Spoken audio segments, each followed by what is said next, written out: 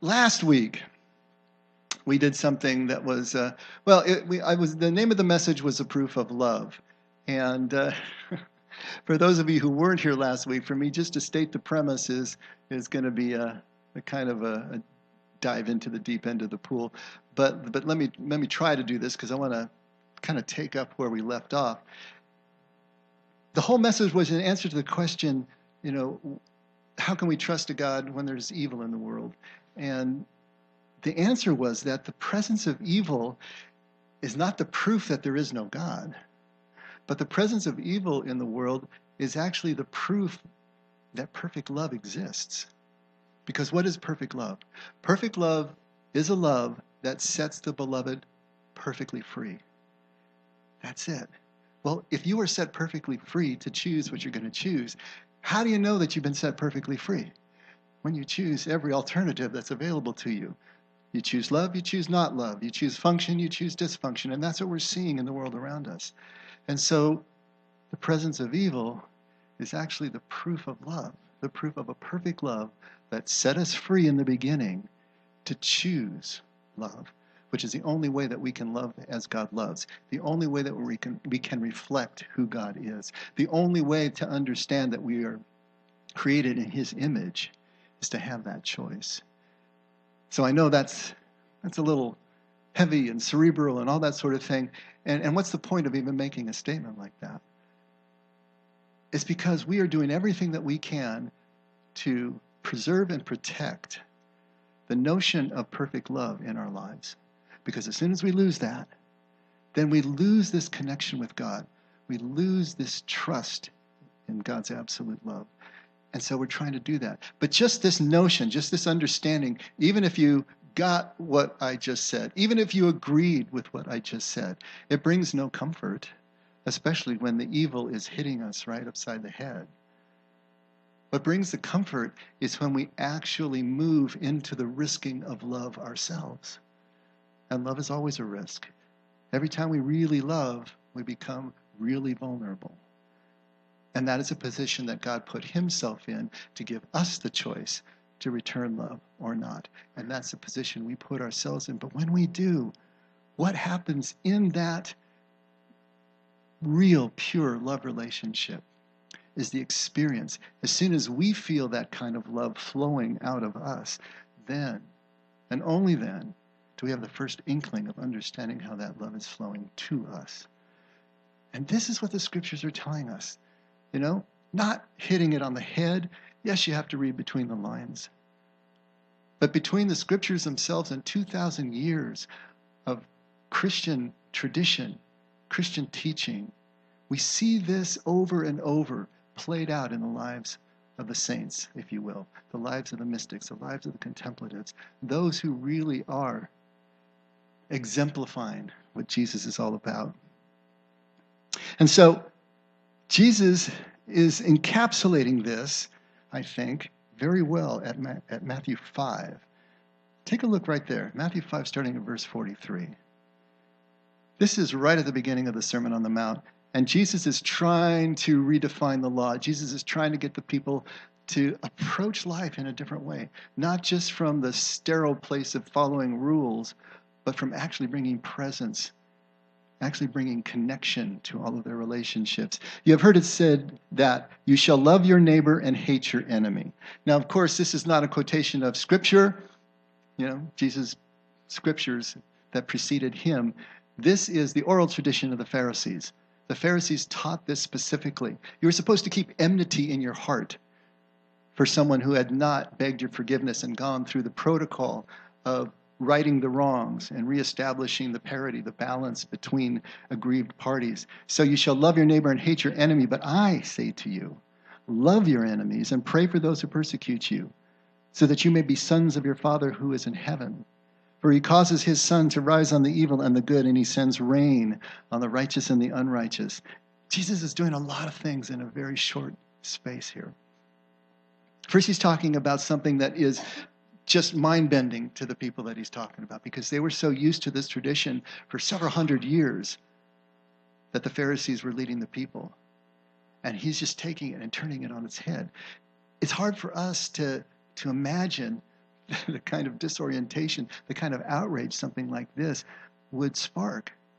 The injustice of it all. Love someone who has hurt me. Love someone who hasn't gone through the proper protocol of forgiveness and making amends. Are you kidding me? Really? And then he says, if you do this, if you do love your enemy, if you do pray for those who persecute you and use you abusively, then you'll be sons of your Father who is in heaven.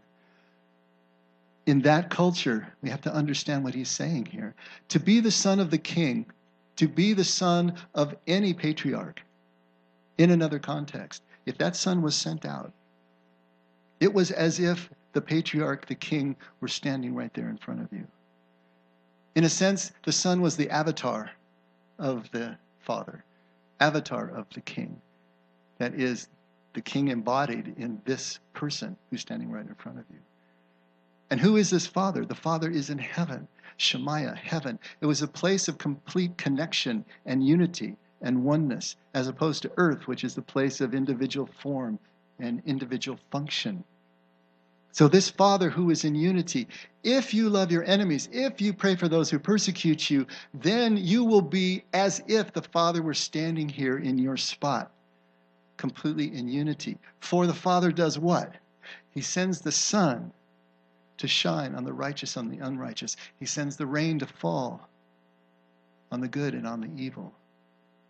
Everything, all this provision, all this love, all this sustenance is delivered indiscriminately, like rain and sunshine. It just falls. And if you're there, you get it. If you're standing in the shade, you don't get it. That's your choice. But there is no pre-qualification on God's part.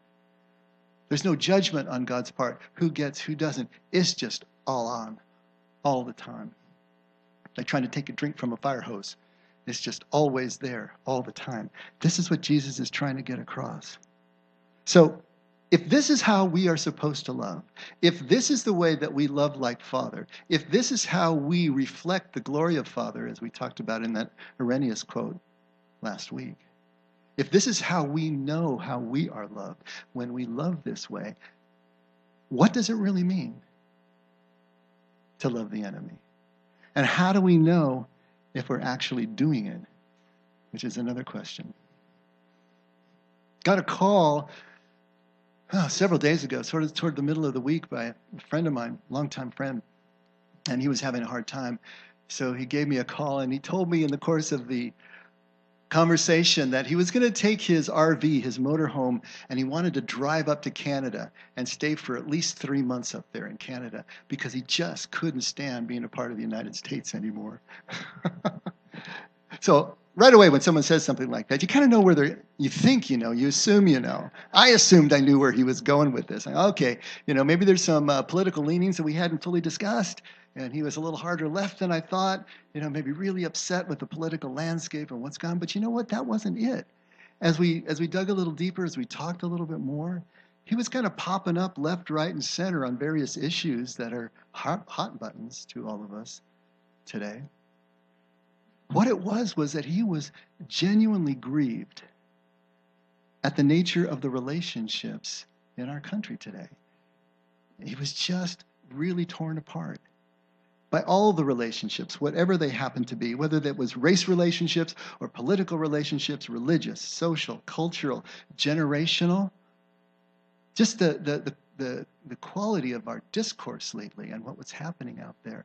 And he was ashamed to be a part of it all. So I asked him a pertinent question. How much news are you watching each day? Turned out it was between 2 and 3 hours a day plus internet. And it's just like, oh my gosh. You take a steady diet of that. It's kind of like Ghostbusters 2, that pink slime that was traveling beneath the city. It's like drinking from that every day. I mean, good Lord. So there was 3 points that I tried to make to him.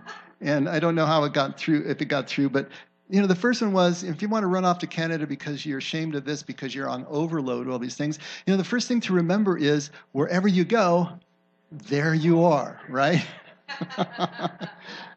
There's no use and there's no upside to running away from unhealed and unresolved pain in your life. Because wherever you go, it's going to precede you there. It's going to find you. It's going to grab you. It's still going to be a part of your life. It's not about running away from the pain that hurts. It's about running to the next healthy thing. You could stay, but you choose to go. That's a completely different calculus, something completely different. You know, certainly there are better places and there are worse places to live, right? But if we think the place is going to fix us, that's where we're really going to end up frustrated. You know, so think about that. Now, you're looking at the Canadian grass and it looks a heck of a lot greener than our grass, you know, but I'll tell you what, it reminded me of a line from a movie that I just loved where this young girl was talking to a Catholic priest and it was just kind of an amazement. You know, you gave up a wife and children and family and everything to become a priest. Why would you do that?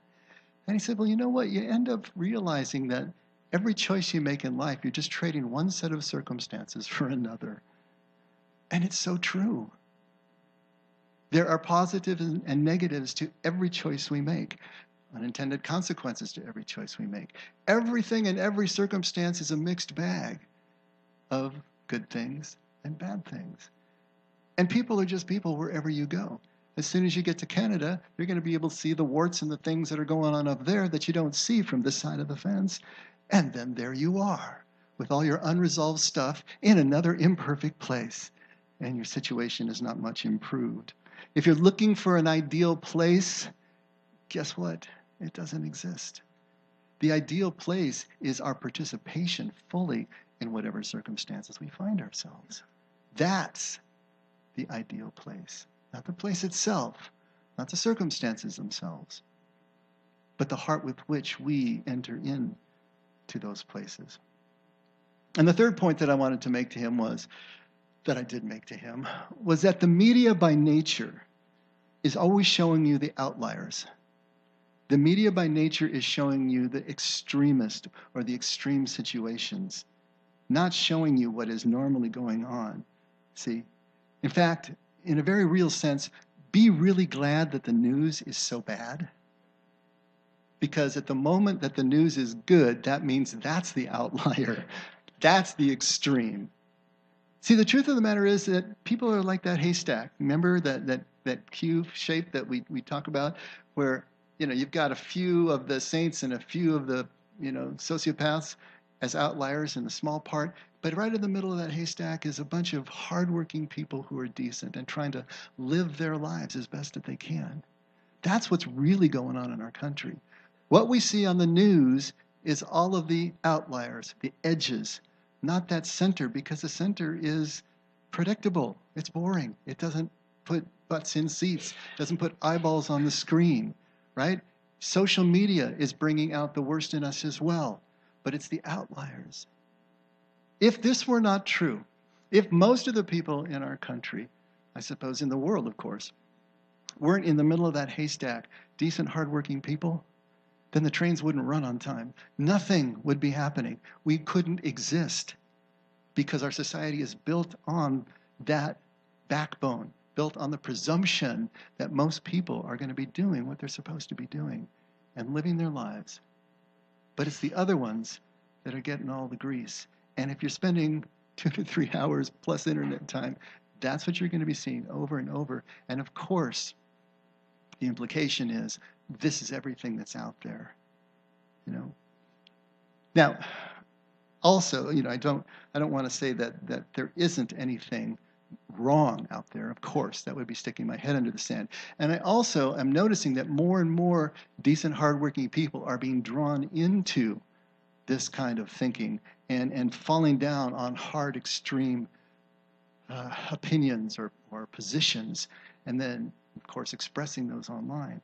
And I've heard people even talk about the fact that they see a civil war coming. I don't know if that's the case. But certainly it appears that we're entering a new era like the 60s were. Those of you can remember the 60s. And that was one of the most disruptive decades in recent history in terms of the rioting, in terms of the violence, in terms of the assassinations. Are we moving into another time like that? It could be. Does that mean that the whole fabric of our nation is falling apart? It could be, but we survived the 60s all right. there were the 70s, 80s, 90s, and the aughts. And so we have to keep the balance. We have to try to maintain a certain equilibrium as we're dealing with all of this out there. What's happening? What's happening in our world that is causing all of this ruckus, that is causing good people to want to move to Canada? You know, what's going on? And in a word, of course, it always comes down to this. It's fear. People are afraid. The world is getting crazier. There's no doubt about it. You know, things are destabilizing. Old world orders that have been in place for hundreds of years are shifting and changing, and that makes everybody a little bit nuts. You know, we can tell that things aren't going to look the same in the near future as they do now. They're all changing. We're in transition. Transition is always a difficult place to be. So people get scared. They're wondering if what they have, they're going to be able to keep. They're wondering if what they have, their children are going to be able to have. I mean, there's these natural fears that occur. And when people get scared, they build walls. Scared people build walls. I remember the first time that I went to the Midwest. First time I ended up in Ohio. I was there with a traveling musical group. And we got there, and this group, we didn't stay in hotels, we just stayed in people's houses. And so we stayed in this one house in this neighborhood that looked pretty much like any other neighborhood in California that I was used to. Went into the house, went out into the backyard, and it just blew my mind. There were no fences whatsoever. I don't know if any of you remember neighborhoods in the Midwest. I don't know what they look like now, but back then it was incredible. There's this whole street of houses. I'm standing on the back porch, and there's nothing but this huge green belt. And then the row of houses on the other side, the back of that side of the street. And there's kids running up and down, and dogs and frisbees going. It was just like this huge park. No fences whatsoever. I mean, here everything was all subjugated. You had a little fence. No, I couldn't believe it. It was so cool, you know. I don't know if they locked their doors. I know a lot of people in small towns haven't locked their doors. What is it like now, 40 years later? Did the fences go up? Are the doors locked? Are there bars on the windows? When people are afraid, that's what you see. You see the walls, you see the bars, you see the locks. You see everybody trying to defend and hold on. Scared people build walls. Walls are a symbol of fear. Think about it that way. Walls are the manifestation of fear. They're the proof of fear. We were just talking about the proof of love. Here's the proof of fear. Walls are the proof of fear. Scared people build walls. Real ones, like we're talking about, but they also build mental walls, emotional walls, religious walls, political walls, social walls, cultural walls. All of those things that we were just talking about, where the level of discourse and level of relationship has fallen away in our country, is because people are building walls around each one of those areas of their lives and defending them tooth and nail. Now, to be effective, to really give us a sense of security, a wall has to be really tall, and it has to be really thick. And we must believe in the wall. We had to absolutely be certain that our wall is going to hold. I wanted to read just this little bit from Bertrand Russell. Take a look what he has to say. The whole problem with the world is that fools and fanatics are always so certain of themselves, but wiser people so full of doubts. Let doubt prevail. Think about that for just a second. The whole problem with the world is that fools and fanatics are always so certain of themselves, but wiser people so full of doubt. These fanatics are the extremists, the ones that we're hearing about on the news, the ones that we're seeing and talking about on Facebook and social media. Extremists are always fear-driven. Always fear-driven. Now that's a paradox, isn't it? Because certainly fanatics and extremists don't seem to be fearful. In fact, they seem the exact opposite. They seem absolutely certain of themselves. They're domineering, they're overbearing, they're bulldozing over every other opinion in their path. If you get in their way, they're just going to run you down.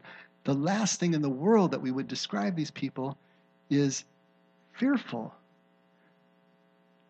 But think about it. Most of us don't think of ourselves as being fearful either. Sometimes when I talk about fear as opposed to love, people say, well, I'm not afraid, I'm not fearful. So we don't think of ourselves that way.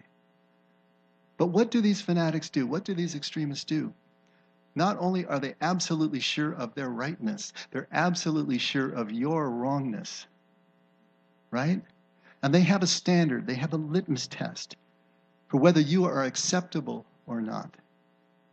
They have no tolerance for wrongness, no tolerance for those who are wrong, or for anyone who's not like themselves, doesn't believe what they believe or live it the way they live.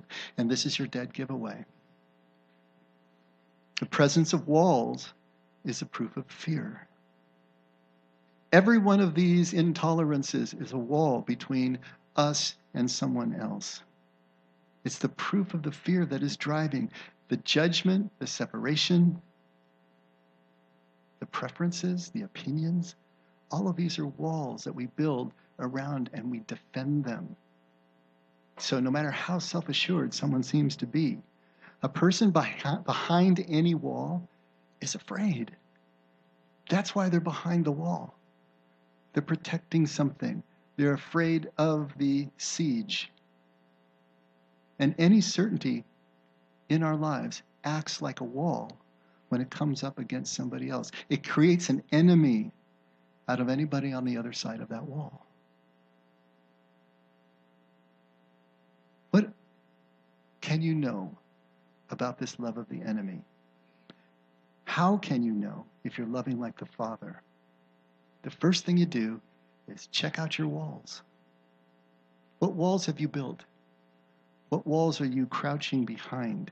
What walls are you defending to the death from the turrets? Now, this is a metaphor, right? Doesn't mean you have to go and tear down the fences around your house. That's not what I'm saying.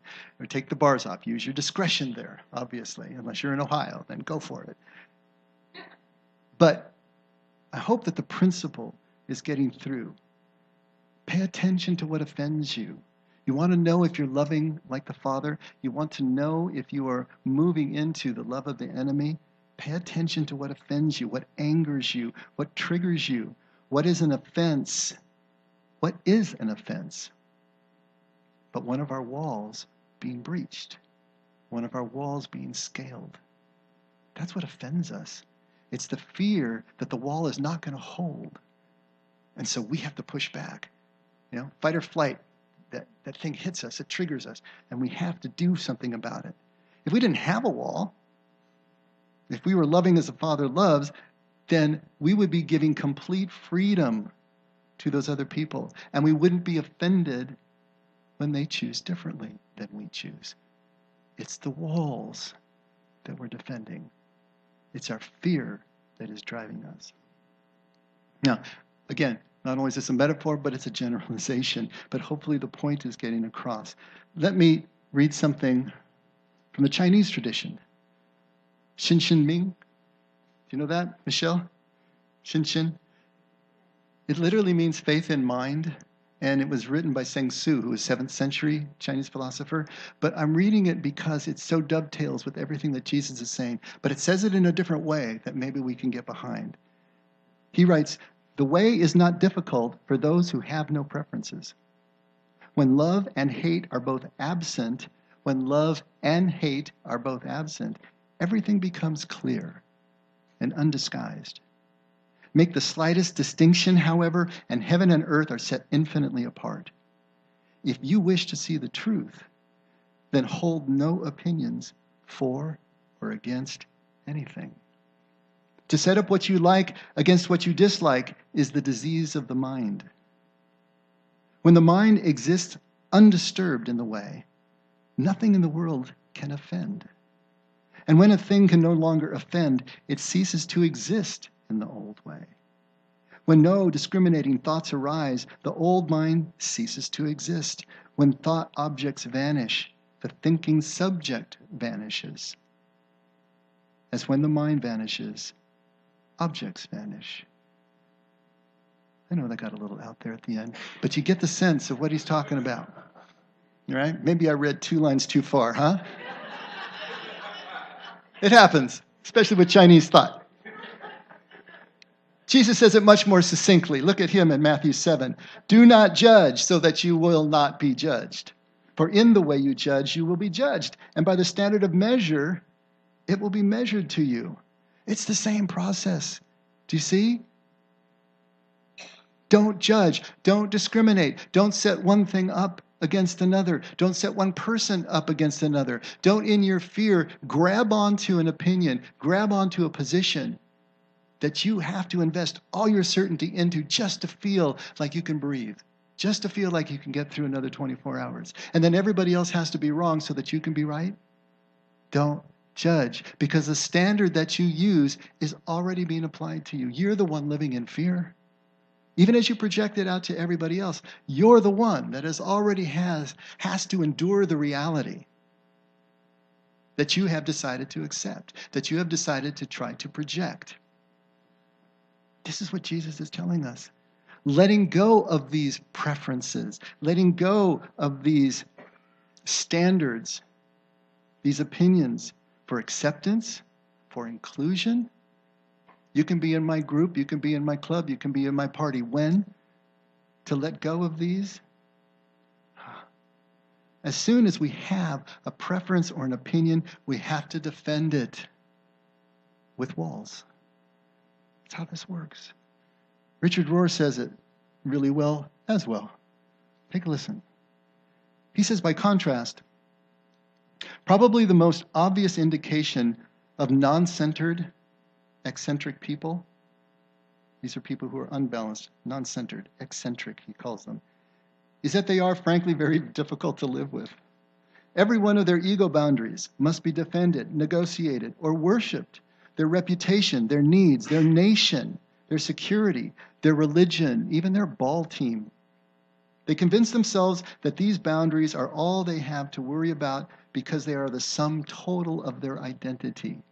They become these things.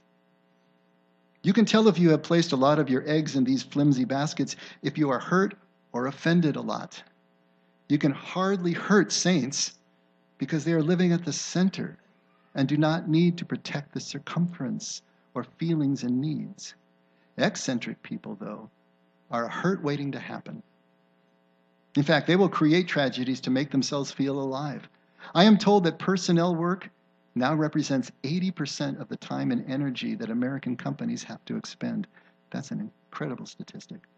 You might even say that a certain degree of contemplative seeing is actually necessary for the effective life of an institution or a community.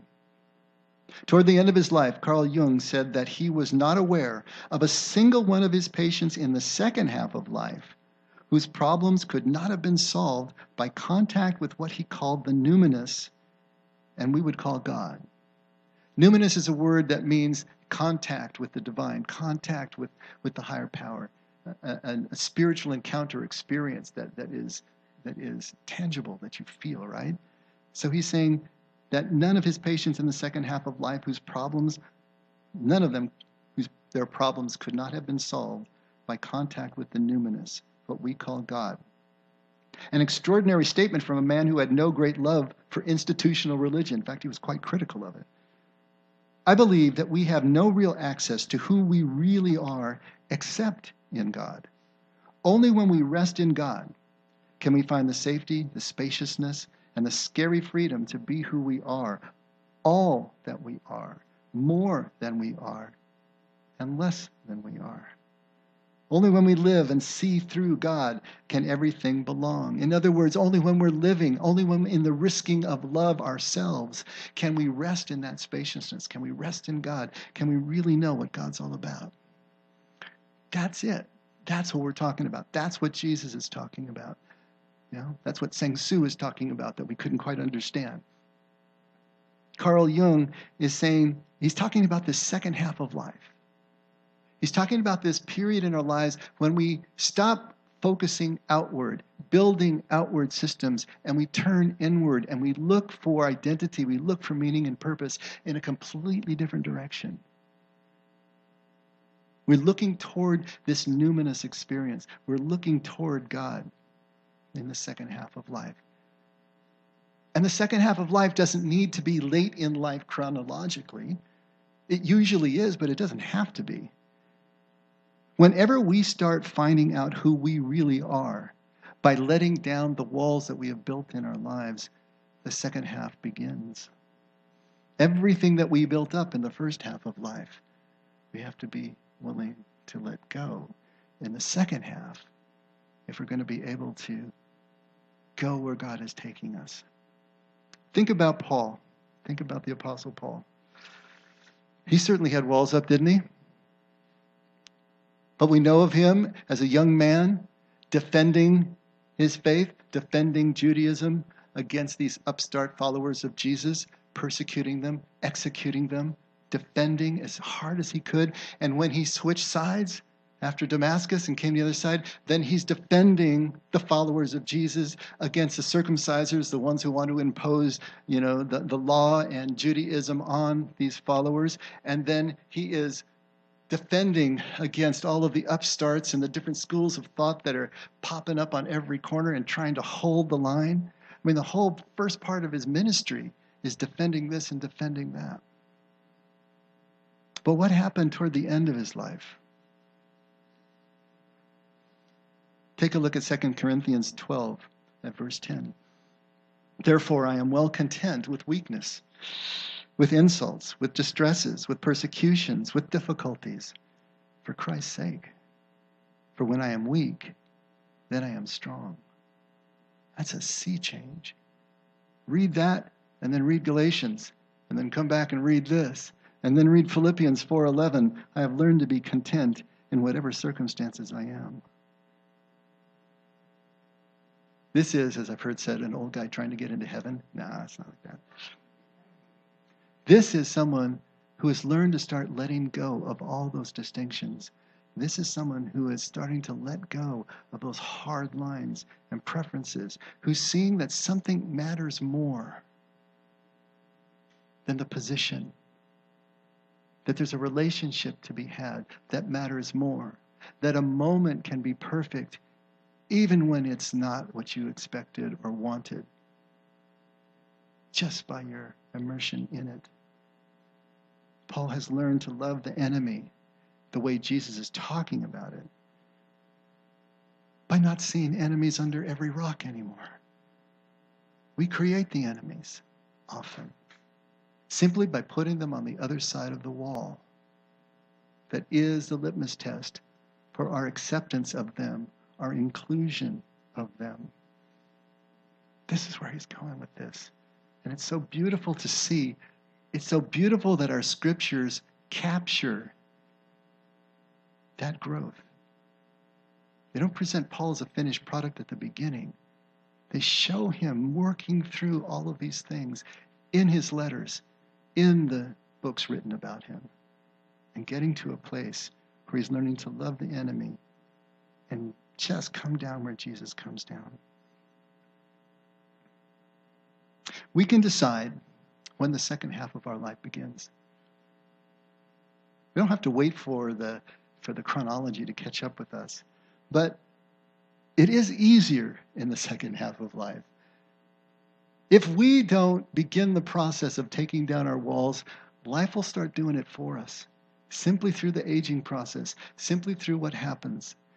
And there's something about just getting the perspective.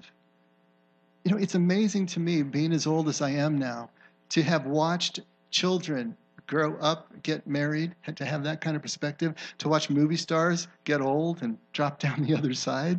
It's just interesting. You can see that. And then you look in the mirror and you see it in yourself, right?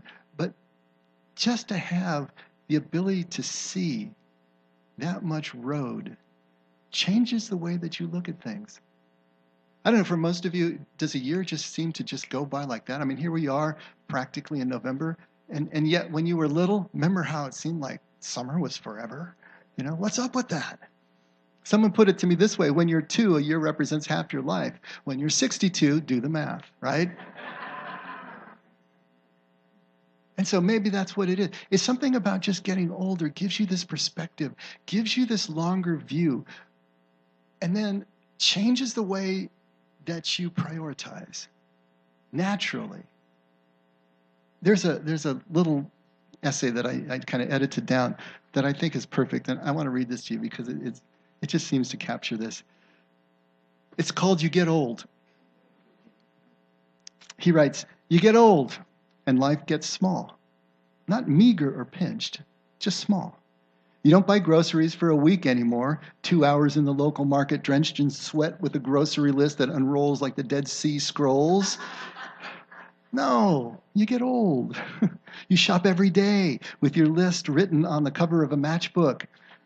2 pork chops, a can of green beans, 4 ears of corn, 2 for tomorrow, and 2 rolls of toilet paper. You get old. People don't notice you. You sit at a bar sipping your Jim Beam Black when a pretty woman in her 40s sits next to you. You smile and say hi while she looks at you and then through you and around the bar. You get old. You lose your anger. It takes too much energy to be angry when you're old. You have more important things to do with your energy, so you hoard it like a dwindling resource. You get old. You find out that it's not always about you. You no longer wait for an opening in the conversation to talk about yourself, your dreams, your accomplishments. It becomes second nature to draw other people into talking about their lives. You're no longer the life of the party, making people laugh. You no longer have that neurotic compulsion to be known at any cost. Why should you? You get old. You know yourself. You get old. You need less. Less food, less booze, less sex, less sleep. 1 Jim Beam Black after dinner savored so it lasts until you fall asleep. You get old. You wake up at 4 a.m.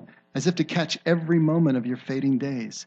You struggle out of bed, let the dogs out, make coffee, light a cigar, and then go outside to get your newspaper. You sit there on the front step smoking your cigar in the darkness until Jean-Pierre, or some other suitably foreign name, the Haitian paperman, pulls up in his battered 25-year-old Toyota. He sees you and gets out to hand you the paper personally. Sorry, Cher, to be late today. No problem, Pierre. You get old. You realize you have known Pierre for at least 5 years, but you never noticed until now that he's black. You get old. You get colorblind. All you see is a hard-working man with both hands wrapped around the American dream, bending to his will. You get old. Your dogs get old too. It never dawned on you that when you got them, all 6 of them, 1 year after another, that they would all get old 1 year after another and then die. Right now, they are all between 10 and 16 years old.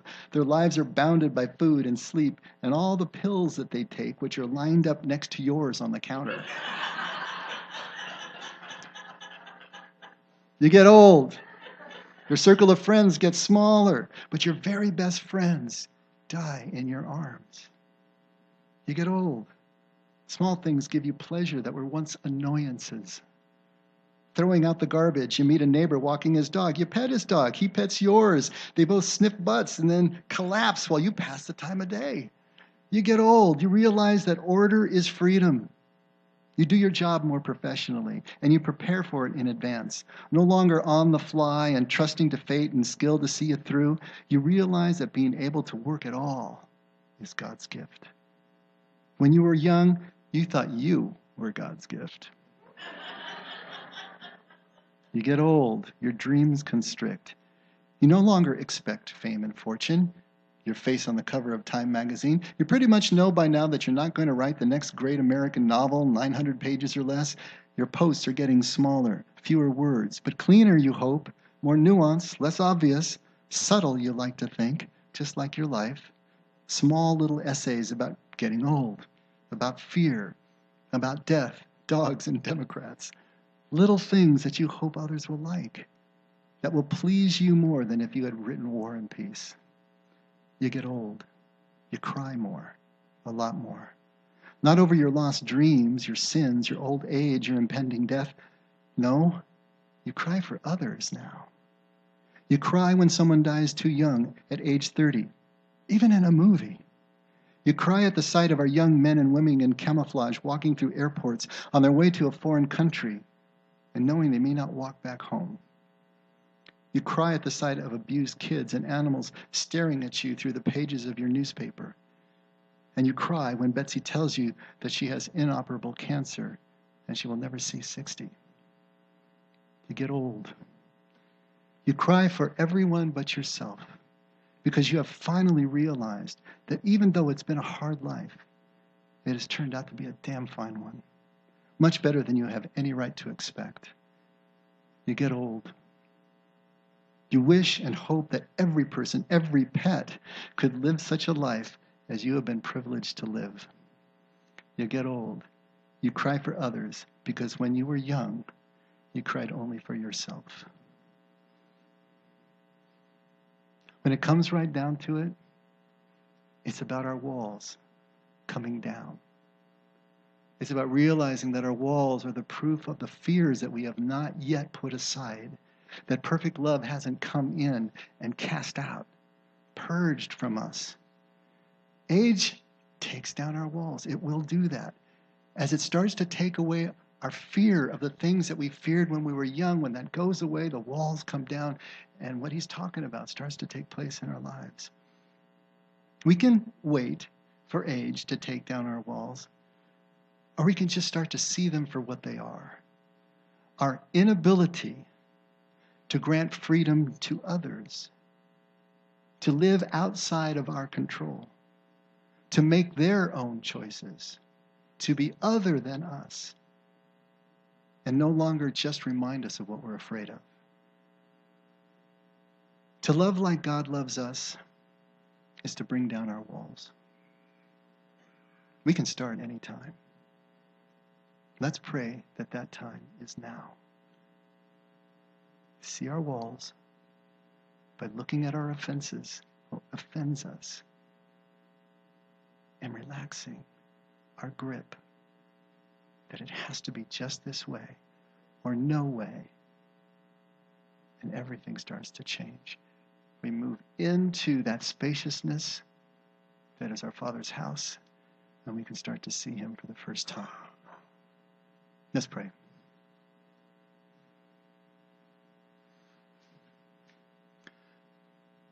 Oh, Father, you're such a good God. You are so good that we can't hardly believe how good you are. And that's our problem. We're afraid that you're not as good as you're made out to be, Lord. Help us to understand by risking love in our lives. Help us just try to let go of whatever it is we're grasping onto, whatever that thing is that keeps us apart from someone in our house, someone at work, someone here, someone in the parking lot. Help us to let go of that barrier, to see them as ourselves, to connect with them as ourselves, to realize that position is never more important than relationship. And we can reorder everything. Help us with that, Father, because we need your help. Stones are not yet smooth, but in you, all things are possible. In you, we can hang our hopes and we can hang our confidence. So thank you, Lord. Thank you for being that in our lives. And thank you for loving us first so that we can love after. In Jesus' name we pray. Amen. Hey, let's all stand.